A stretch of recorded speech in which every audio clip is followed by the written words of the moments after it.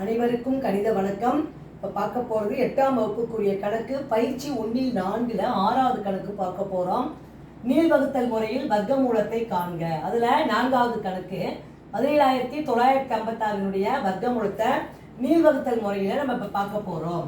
17,956 என்ன மெத்தடில் செய்ய போகிறோம்? நீள்வகுத்தல் முறையில் செய்ய போகிறோம். இப்போ பார்த்தீங்கன்னா கடைசியிலேருந்து 2 நம்பராக கோடு போட்டுகிட்டே வரணும். இப்போ 1 அது வந்து தனியாக இருக்கு. இப்போ 1ல் என்ன வர்க்க வாய்ப்பாடு இருக்குது ஒன்றுக்குள்ளார அப்படின்னு பார்க்க போகிறோம்.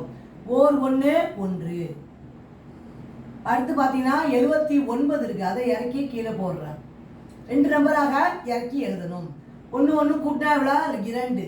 இப்போ 2ஓட எந்த நம்பரை போட்டு அதே நம்பர் பெருக்கிற அந்த நம்பருக்குள்ளார வருது அப்படின்னு பார்க்க போகிறோம். இப்போ நான் 3ங்கிற நம்பரை போட்டு பார்க்குறேன். 3 9 2 3 6.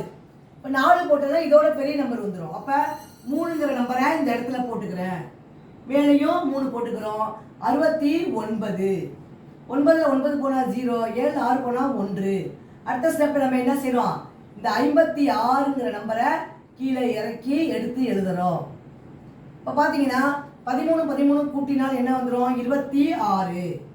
இப்போ 26ஓட எந்த நம்பரை போட்டு அதே நம்பரால் பெருக்கினால் அந்த நம்பர் வரும் அப்படிங்கிறத பார்க்க போகிறோம். இப்போ 1ஆம் இலக்கம் 6 இருக்கு. அப்போ எந்த வர்க்க வாய்ப்பாடை போட்டால் 6ல் முடியுது அப்படின்னு பார்க்க போகிறோம். 4 × 4 16, அது 6.